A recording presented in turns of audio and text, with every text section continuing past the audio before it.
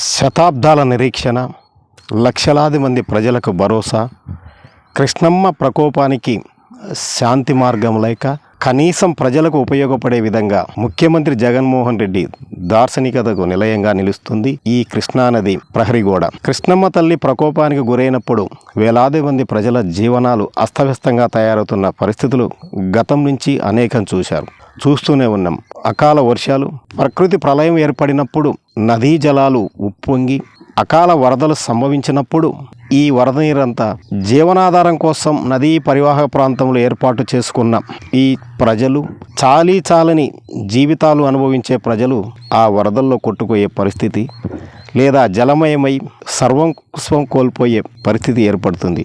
ఇది ఎన్నో సంవత్సరాలుగా వస్తున్నప్పటికీ పాలకులు ప్రమాదం సంభవించినప్పుడు తాత్కాలిక దిద్దుబాటు చర్యలు చేపట్టడం, ఏదో ఉప్పు పప్పు బెల్లం ఇచ్చి సర్దుబాటు చేసుకోవడం యథా రాజా తదా ప్రజగా మారిన నేపథ్యంలో రాష్ట్ర విభజన అనంతరం రెండవ ముఖ్యమంత్రిగా బాధ్యతలు చేపట్టిన ముఖ్యమంత్రి వైఎస్ జగన్మోహన్ రెడ్డి ఈ నదీ పరివాహక ప్రాంత ప్రజలకు అకాల వర్షాల వలన, అనుకోని కారణాల వలన కృష్ణమ్మ తల్లి పొంగి పొరలితే, ఉప్పొంగితే ఎలాంటి ఉపద్రవం రాకుండా లక్షలాది మంది ప్రజలకు భరోసా కల్పించే విధంగా రాత్రి వేళల్లో వర్షాకాల సమయాలలో అకాల వర్షాలు, అకాల వరదలు సంభవించినప్పుడు ప్రాణాలు అరచేతుల్లో పెట్టుకొని జీవించకుండా హాయిగా నిద్రించేందుకు శాశ్వత పరిష్కారాన్ని కనిపెట్టాడు.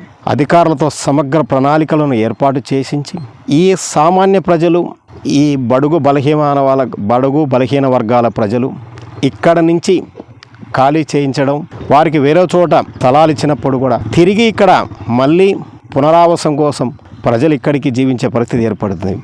అయితే ఎంత చేసినా, ఎన్ని కార్యక్రమాలు చేపట్టినప్పటికీ ఈ ప్రాంతంలో నివసించడానికి అలవాటు పడిన ప్రజలు ఈ ప్రాంతాన్ని వదిలిపెట్టకపోవడంతో ఇక ఎన్ని కార్యక్రమాలు చేపట్టినా ఉపయోగపడడం లేక శాశ్వత పరిష్కారంగా కృష్ణానది ప్రకోపానికి ప్రజలు బలి కాకుండా శాశ్వతంగా అత్యంత కట్టుదిట్టమైన నాణ్యమైనటువంటి ప్రహరీ గోడను నిర్మించినట్లయితే ఎంత స్థాయిలో వరద వచ్చినప్పటికీ, కృష్ణమ్మ ఉధృతంగా ఉన్నప్పటికీ ఆగకుండా నెలల పాటు, రోజుల పాటు వచ్చినా ఎలాంటి ప్రమాదం జరగకుండా దిద్దుబాటు చర్యలు చేపట్టాడు జగనన్న ప్రభుత్వం.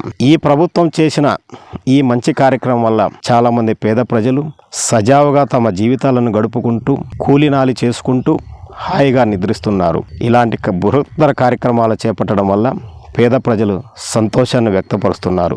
అయ్యా, మీ పేరు? నా పేరు నాగూరు. ఇప్పుడు ఈ కృష్ణానదికి గోడ కట్టింది కదా, దీనివల్ల మీకు ఎలా ఉపయోగపడుతుంది? బాగానే ఉంది. ఇప్పుడు అది వరదలు వస్తే కొంచెం మాకు ఇళ్ళకి సౌకర్యంగా ఉంది, మంచిగానే ఉంది. ఈ ఆయన కట్టినాక మళ్ళీ వరద వచ్చి మునిగిపోయి అప్పుడు ఇంకా పూర్తి అవ్వలేదు. తర్వాత మళ్ళీ ఈ ప్రభుత్వం మారినాక ఆ బెజ్జాలు అయిపోవకుండా మళ్ళీ నిండిపోయి చాలా వస్తువులు చాలా లాస్ పడ్డాం. మేము దగ్గరగా 10 ఏళ్ళ దాకా లాస్ పడ్డాం. అది మళ్ళీ అట్టాగట్ట సరి చేశారు. మళ్ళీ ఇప్పుడేమో ఆ రోడ్డు వేస్తారంట. మరి ఇప్పుడు అవన్నీ ఇల్లు కొలతలు వేసి పీకేస్తున్నారు. మళ్ళీ ఇల్లు ఇస్తేనేమో మళ్ళీ 60 ఏళ్ళు కట్టాలంట రిజిస్టర్ అని అట్లా చేస్తున్నారు. అది అంత మట్టికి జరిగింది. ఇప్పుడు అంటే ఏ రోడ్డు ఇక్కడ దేనికోసం రోడ్డు ఏం మరి తెలియదు మాకు. ఏ రోడ్డు వేస్తున్నారంట. రోడ్డుకి మరి ఎక్కడికే మరి అయ్యో రోడ్డో లేకపోతే ఏ రోడ్డో తెలీదు. మరి ప్రభుత్వాలకు సహకరించాలి కదా, మీకు కూడా మంచి చేస్తామంటే అది ఆలోచించాలి కదా. అది మాకు మంచి చేస్తానంటేనే మరి అప్పుడు ఇట్లా అనుకున్నాము. ఇప్పుడేమో మళ్ళీ ఇల్లు అడ్డం వచ్చినాయి, పీకేయాలి చేయాలంటున్నారు. అంత మట్టుకి తర్వాత ఇప్పుడు కొలతలు వేసారు. మరి ఇల్లు ఈ ఫోటోలు అవన్నీ దింపుకున్నారు. ఎక్కడో ఇస్తామన్నారు, ఇంకా తెలీదు. ఇప్పుడు అవి పీకినాక అప్పుడు ఇస్తారంట. 60 ఏళ్ళు కట్టమన్నారు, 65 ఏళ్ళు. ఇప్పుడు మా దగ్గర మేము అక్కడ తెచ్చి కట్టమయ్యా, మా దగ్గర లేవు అన్నాం. అది జరిగింది. శివనాగేశ్వరమ్మ. ఇక్కడ ఈ గోడ కట్టారు కదా, ఈ గోడ కట్టడం వల్ల మీకు ఎంతవరకు ఉపయోగపడుతుంది? మా గోడ కడతాం మంచిదేను, ఉపయోగమే. మరి తీసేస్తేనే ఇబ్బంది పడతాం.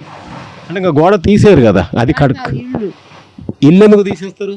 మాకు తెలియదు. ఇక ఎవరు చెప్పారు తీసేస్తామని? రాసుకున్నారు వచ్చి, అయ్యో గీట్లు పెట్టి వెళ్ళారు, అయ్యో మార్క్ వేసి వెళ్ళారు, అక్కడ తీసేస్తామని. అంటే దేనికోసం ప్రభుత్వం మీకు తీసేస్తే వేరే ఇల్లు కూడా ఏదో ఒకటి చేస్తుంది కదా. ఇల్లు ఇస్తానన్నారు, డబ్బులు కట్టమన్నారు, మా దగ్గర లేవు అన్నాం. ఇంకంతే.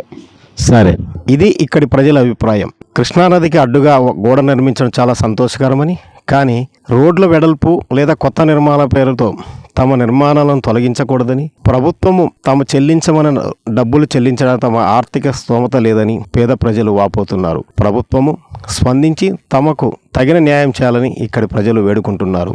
అభివృద్ధిని చూసి ఆనందపడుతున్నారు. అదే సమయంలో అభివృద్ధి పేరుతో తమ ఇళ్ల నిర్మాణాలను తొలగించకూడదని వేడుకుంటున్నారు. ఇది ఇక్కడ వాస్తవ పరిస్థితి.